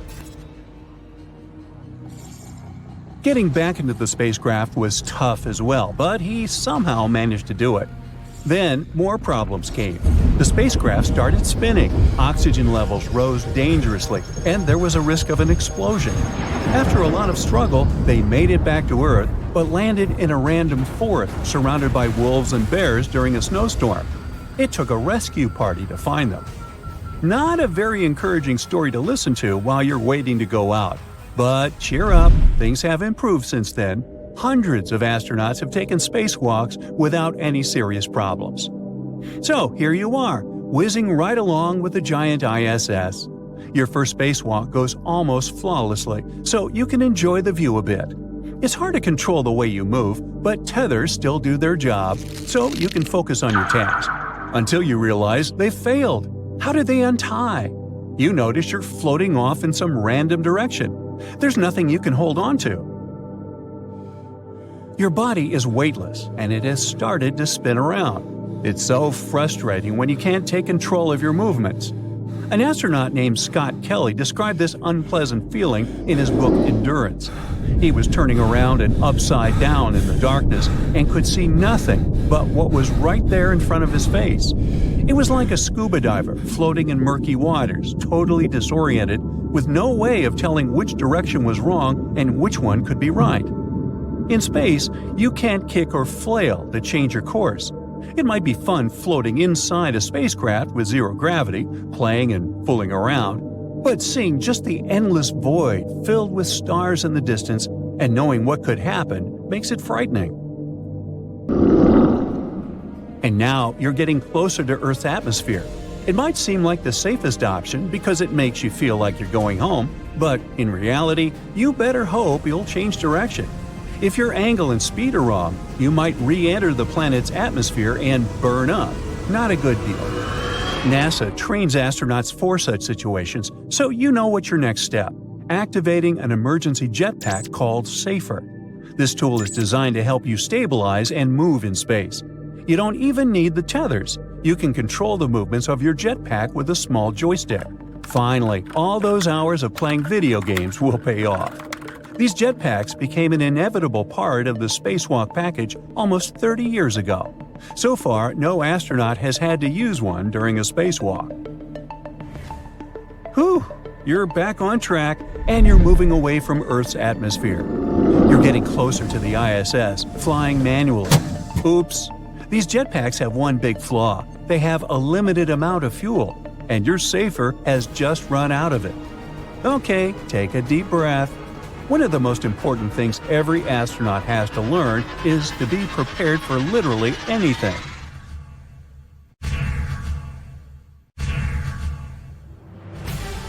This strange radio signal wasn't found by a scientist on a serious mission. It was actually discovered by a college student just doing a regular project for school.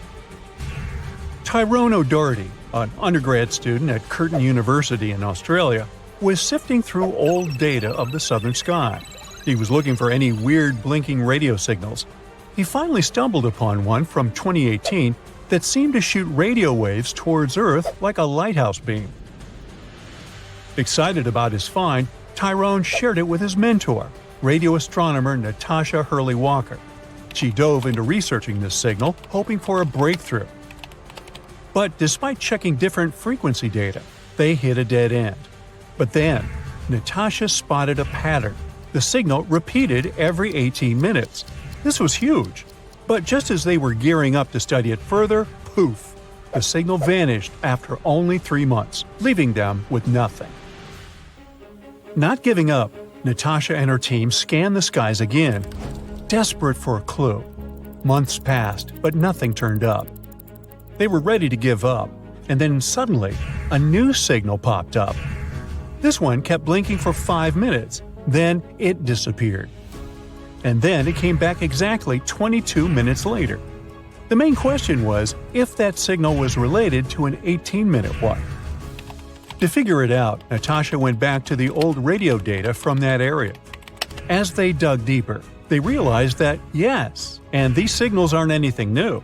They'd been beaming towards Earth for 35 years.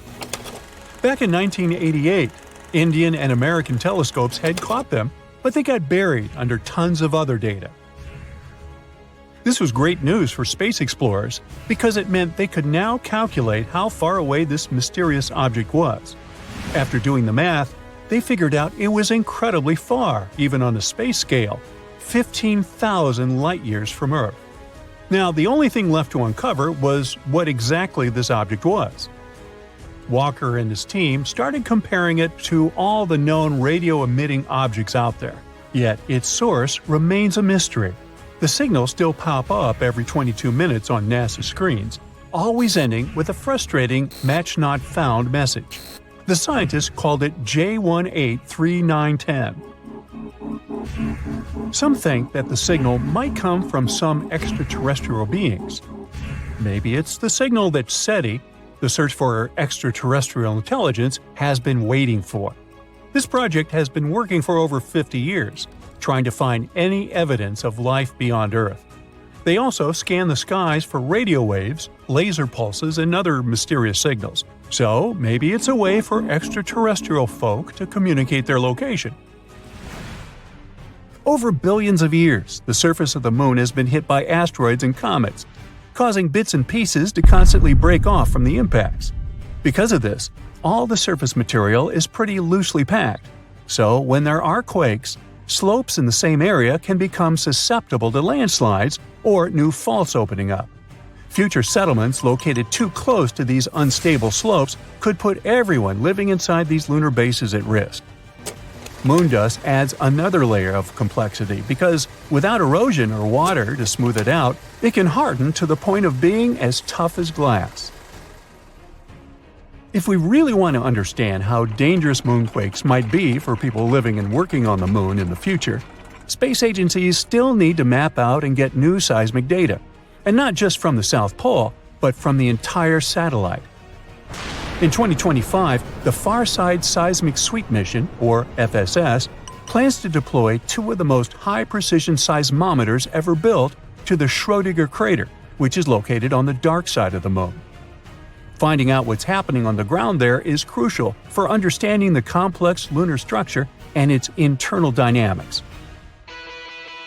Scientists are still trying to figure out whether the lack of recorded seismic activity on the far side of the Moon is due to current instruments not being capable of detecting it, or if it's due to some kind of interference from melted material in the mantle. Once they have this answer, it will be easier to fully understand the phenomenon of shallow moonquakes and assess their implications for future neighborhoods on our natural satellite. Now, you may have heard that Earth is also shrinking, but it's a different process. Basically, the Moon is getting smaller mainly because its core is cooling down naturally. The Earth's core is cooling too, but our planet got its crust with tectonic plates, unlike the Moon, which only has one plate. So the energy from Earth's core shifts those plates around or comes through volcanic eruptions. Earth is actually losing mass overall due to atmospheric loss. Our planet loses about 100 million pounds of mass per year, mostly from a leaky atmosphere. Earth's gravity isn't strong enough to retain the lightest particles, like hydrogen and helium, which escape into space. But don't worry, these numbers aren't cause for alarm, considering that our planet's atmosphere weighs about 5 quadrillion tons, a number I can't even imagine. So, in other words, it would take many, many, many times the current age of the universe for it to completely evaporate. We found a water cloud in space around a black hole. It's a gigantic water reservoir that's located about 12 billion light-years away from Earth. This must be the largest and farthest water reservoir ever detected in the universe. This one cloud contains an astonishing 140 trillion times more water than all of Earth's oceans combined. That's wet. The water surrounds a quasar, which is basically an incredibly energetic supermassive black hole.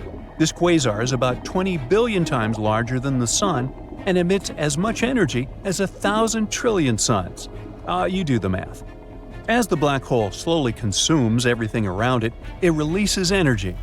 This energy heats the surrounding gases and dust, causing the formation of water vapor. As a result, the black hole is surrounded by a huge water cloud and all the other gases and dust bath around it. This pair formed when the universe was only 1.6 billion years old, just a fraction of its current age. That means that the water isn't young at all and has been existing in galaxies for billions of years now. This quasar will only keep getting scarier and bigger. If it eats up all this gas and dust around, it could grow up to 6 times its current size, potentially becoming 120 billion times larger than the Sun. Think about that.